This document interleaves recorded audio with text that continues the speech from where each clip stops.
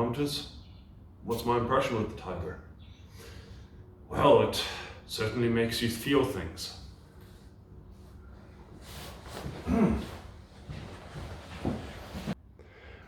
Right, so after putting a few hundred kilometers on it, initial impression, and I know this is not a valid argument or an opinion yet because I don't have enough kilometer experience with it, but right off the bat, and Triumph, if you're listening, and apparently you are, hence there must be a reason you got such a good machine out of the works, because you listened to people after the Tiger 800. Thank you for making the passenger pegs removable. I still remember the 800 when you leaned back, you hit the pegs. Right off the bat, ladies and gentlemen, it is a brilliant machine. The fit and finish, I cannot put any complaints on that. It's well put together.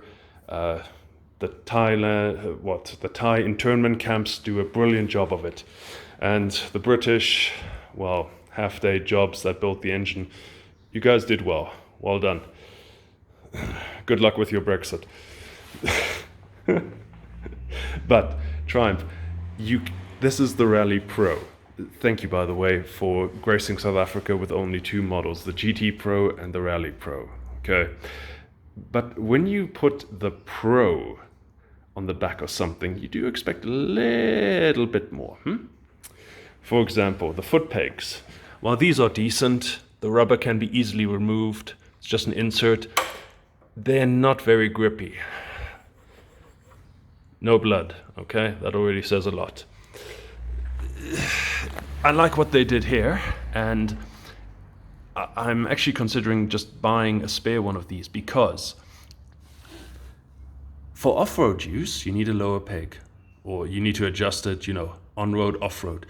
And Triumph really missed out here because this thing twists up, rotates, and snaps back down.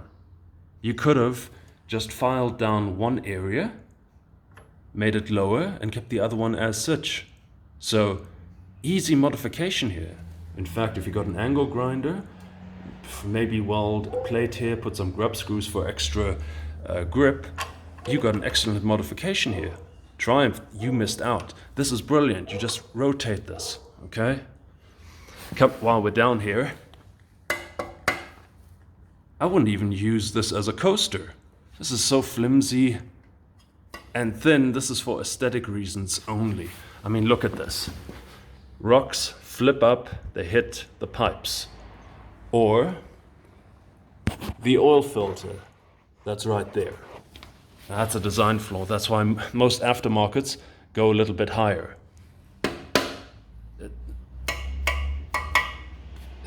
No. These crash bars are at least decent, although they are mounted to the engine. It's like, But at least when you're riding, you can even rest your foot on here for different ergonomics. Yeah, never mind.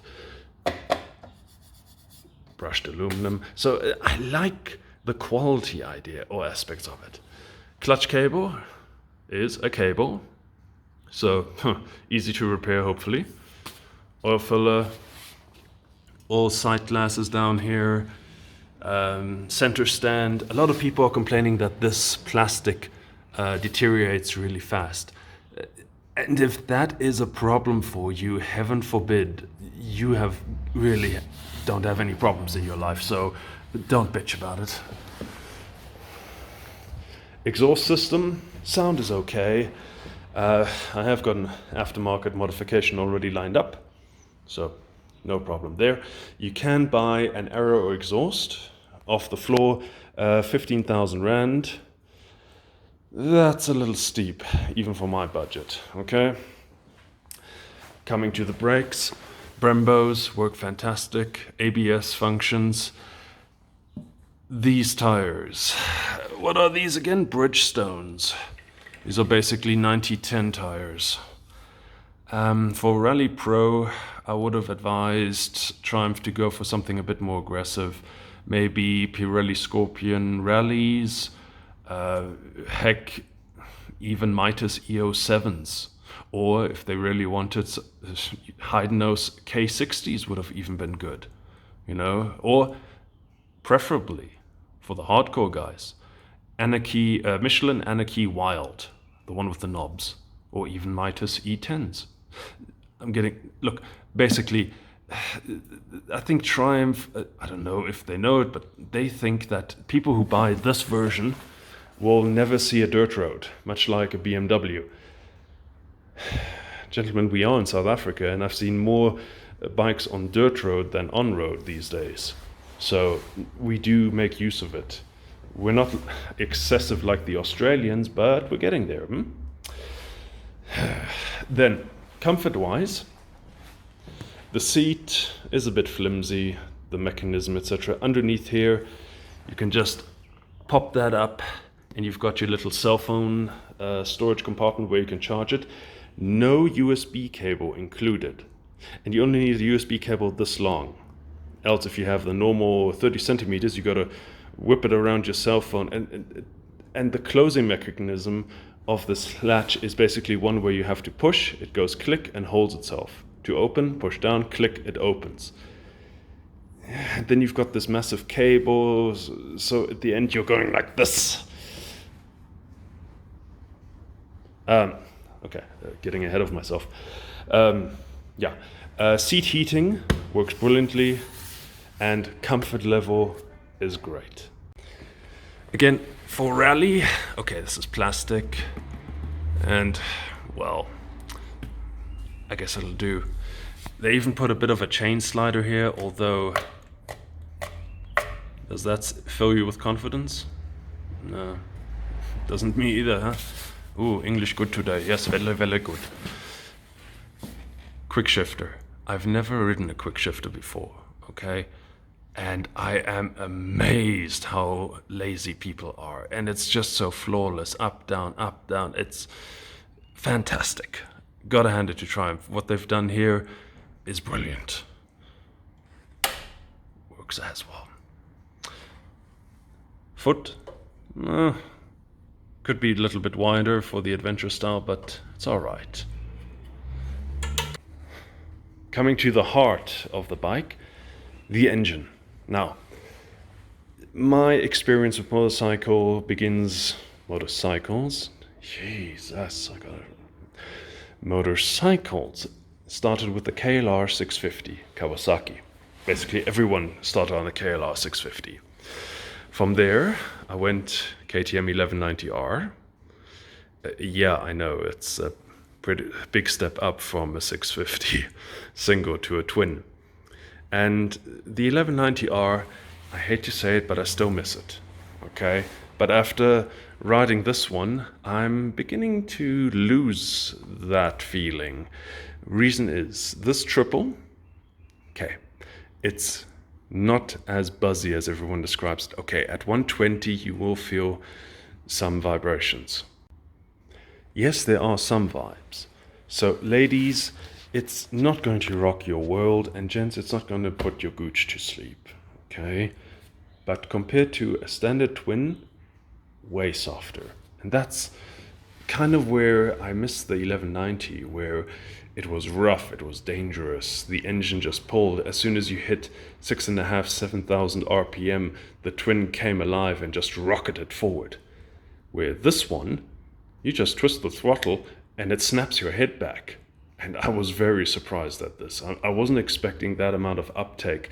As soon as you twist, your head flips back, your ass moves back. So, well done here. Whew. Power curve, okay, it's still in its running period, but as you go to the RPMs, you actually feel it gets a little bit more power. But other than that, quick shifting through this, it is ridiculously fast and smooth. It's just linear power going up. There's no, okay, again, 1190, it had a soft spot or an empty spot at 4,000 RPM. This thing just cruises. So love the triple. Triumph, this is a peach of an engine. And I can only imagine what future generations or iterations of this engine will be capable of. Lovely. Lovely. Yakshamaj. Coming to the cockpit. This is where your cock will sit. The handlebar rubber, okay, for adventure riding, not a lot of grip. All right, I expected a couple of pillows or something grippier when it gets wet. But again, you get heated grips. So it's a bit of a trade-off. I don't know if you can remove, yes you can. So I could actually rip these out. Okay, good to know.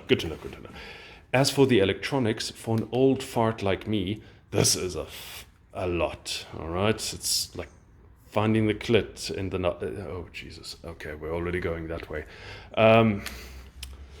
Where do we recover? Lots of fun to be had here. Focus. This little dong. Oh, Jesus. This prick. This indicator stalk is how you move the menu. Okay, there's your indicator. Indicators are self-canceling if you go through a quarter, or you also have the lane changer of just flipping it and it goes 3 times and cancels itself. Very nice. Memory. Haven't really figured this one out, but basically, you know when you've got the ABS off, you go for lunch, then you turn the bike back on and you have to reset everything? Well, pushing this memory, click, and everything's back where it is. So, well done with the electronics. I can only remember the Husky and the KTM where you had to hold, ABS now off. Hold. Traction control now disabled. Caution. Piss off. It will still go into road mode or your safety mode, and then you can still switch it off. I'm still getting to grips with this. This thing does a lot of thinking where I don't have to. All right. Again, the cockpit. These are double take mirrors, my staple. The OEMs I took off, they were basically metal stalks with plastic. So again, it seems every manufacturer saves money with the review mirrors. KTM, the 790 especially, because those were not sturdy. But carrying on, again, Rally Pro, give us something harder, not these windbreakers. Okay. Give us Barkbusters or at least something. I'm sure there's a British company that would like to add its products to you. Adjustable levers. I have ordered shorties. Again, the clutch is something you will not use on this bike thanks to the quick shifter. It's just so damn easy. Windshield. Again, one of my gripes. Yes, you can move it just like this. While you are moving. Does take a bit of masturbation power. But because I'm so tall, 6'6", I have to wear earplugs. There is no way to get rid of the wind noise. There's just something that just channels everything onto your helmet. If you go into the top position, it's even worse. It just flings everything. There is the option of an extender, but honestly, I just put it in the lowest section, and if there is a lower windshield for this thing, I'll actually consider that, because I don't mind, wind get into my face, the wind through my hair, which I don't have a lot of, so it has to go through the armpits. Dad joke, I know. Again, like BMW, you've got the piss glass here, reminding you that you have to take a piss every so often. Cool. Home button, emergency cancel, there are a lot of buttons. And then if you don't know what each button is, you just have to lean forward while riding, and then you can see. So there's the heated seats, there are your fog lights. Decent enough. Not the crazy output of the legal Chinese kind, but they're reasonable, okay? One big thing that convinced me of going on the Tiger is also tubeless rims. All right? If the Honda had tubeless rims, I would have probably gone for it. Yeah, I know I'm fickle, but I'm also lazy. I don't want to change a tire on the side of the road. Dual radiators protected by this hyper-durable plastic grille. Nothing's going to happen there, is there? Lights, hellishly bright. So those LEDs, be aware. I'm trying to figure out, and of course, LED indicators, something that comes standard. I'm looking at you, Yamaha, BMW, KTM. LEDs have been around for a long time. There's no need to put it on your bikes. Yeah. I still don't know why the KTM put it on the 1090 halogens. Or for that matter, the Yamaha's floppy indicators. God, I laughed when I saw those videos where they're just doing this in the back, like a floppy, yeah. So, what else can I tell you? Fuel efficiency, and I was going 130, I was going the speed limit. And I also used the cruise control. Yes, it has cruise control. Let me touch on that. You set your speed, up, set, and then hit that, release everything, and the bike goes on without you. So you can take both hands off the handlebar and read Milton's Paradise Lost while you're on your journey. Okay, that's maybe a bit more difficult with its tiny font, but you get what I'm saying here. Fuel efficiency at the moment, with once going the speed limit with cruise control, the bike said I was doing about 3.9 liters 100. And if that is accurate, that is a fantastic engine efficiency. But again, we will see what I manage. I seriously doubt I'll ever break the 5-liter barrier with my heavy wrist. So, suspension, obviously. Everything is still stock standard. It does dive a little when you hit the brakes hard, but not really. It's extremely plush, what I'm used to at least. It's not like the supermotos, but it's not the BMW 1200 GS comfort zone, and it's not the KTM your ass is going to hurt. It's somewhere in between here. So on a long stint, I could imagine riding 8 hours to Uppington or Namibia without, losing the feeling on my posterior. Nice to have extras. There is a toolkit under here, but if you want to carry a 21-inch tube, you have to remove the toolkit. Alright, there's not enough space, unfortunately. I would have loved to see Triumph create more of a hollow under here for more an advanced toolkit. So you will have a tank bag, maybe extra luggage for your tools, etc. Just in case you're going on tour. So a little bit of a drawback. One thing I would like to touch on. Why did they have to include hella plugs? You've got one there and one here underneath the passenger. The passenger can also turn on the backside warming. There's a switch under there. Previous Tigers, you could always turn on and off the ass heating for your passenger, which is funny, if it's 35 degrees and you turn on the ass heating for your passengers to make them sweat a little. Yeah, but hella plugs are not my favorite. That's BMW 1200 European spec, so be advised. Honestly, they could have just, converted that to two USB plugs and be done with it. The hella plug is there, and if you're like me who want to run a compressor, I've already added an SAE lead to it to charge the battery and to run a compressor out of it. Basic things I do. So that's the introduction to what I think of this Tiger. Am I happy with it? Yes. Why? Because it offers amazing bang for your buck.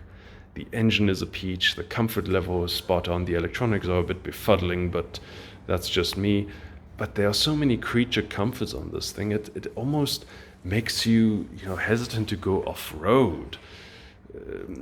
You may want to consider the upper crash bars if you're doing that. I might add some as well, but the first thing I would do is a better bash plate, because my stupidity is legendary and it will rip it apart.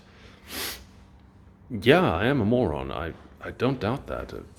I'm truthful there. Videos are complete without something new to it. For example, where is there a video of the Tiger 900 showing the ergonomics for 12 freakish people? I'm 6'6", or close to 2 meters, all right? Inseam, 35 inches round about, okay? Waist, good enough, okay? This is what I look like, sitting comfortably on it, okay?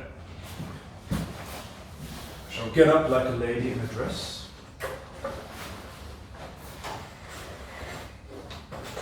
Bearing in mind I'm wearing adventure boots, thick sole, this is what it would be comfortable. More than enough space clearing. You will get some warm air from the radiators on both sides. I haven't noticed that. Even today at 22 degrees centigrade, not a problem. Comfortable riding position. More than sufficient space to move around. Weight the tank. Now, standing up. Now, this is an OEM configuration. No handlebar risers. I'm still gonna get the extra inch risers to get it a little bit higher, which will make it easier on my back. As you can see, even size 13s, everything's good. Windscreen is not intrusive, very easy to handle. Speaking of, the weight of it is actually damn decent. You do realize that it's a middleweight adventure bike. And then coming to future videos, we have got a radiator protector all the way from the UK. Ordered a lot from UK. Grips for the tank from Rubbertech, a local. GPS mount, because I run a TomTom 400 unit, just in case, as a backup, in case Google doesn't work. A Hella USB plug, because hey, why not? And again from the United Kingdom, made in Britain, a shorter exhaust from Fuel Exhausts. So we'll see how this works. I ordered the yeah, I didn't like the carbon tip anymore. For me, it just looked pasted on, so I thought, let's go for this one. Plus, it won't look so bad when I drop it and scratch it up. I went for the titanium finish. Maybe it'll turn rainbow colors if I heat it up enough. And of course, all the accessories are already removed from it. Mirrors, the tail reflector. Come on. You go on a dirt road, this thing gets sheared off quicker. So, gentlemen, that's it. If you have got any questions, or if you would like to see something in this video that you may be curious, I cannot tell you if this is good for short people. I am unfortunately not short, and my wife doesn't want to get on a motorcycle, so I can't help you there. But if you have generalized questions, I'll be happy to answer them in the comments, because I have so few subscribers. It's easy for me to deal with the questions on a one-to-one basis. Anyway, till next time.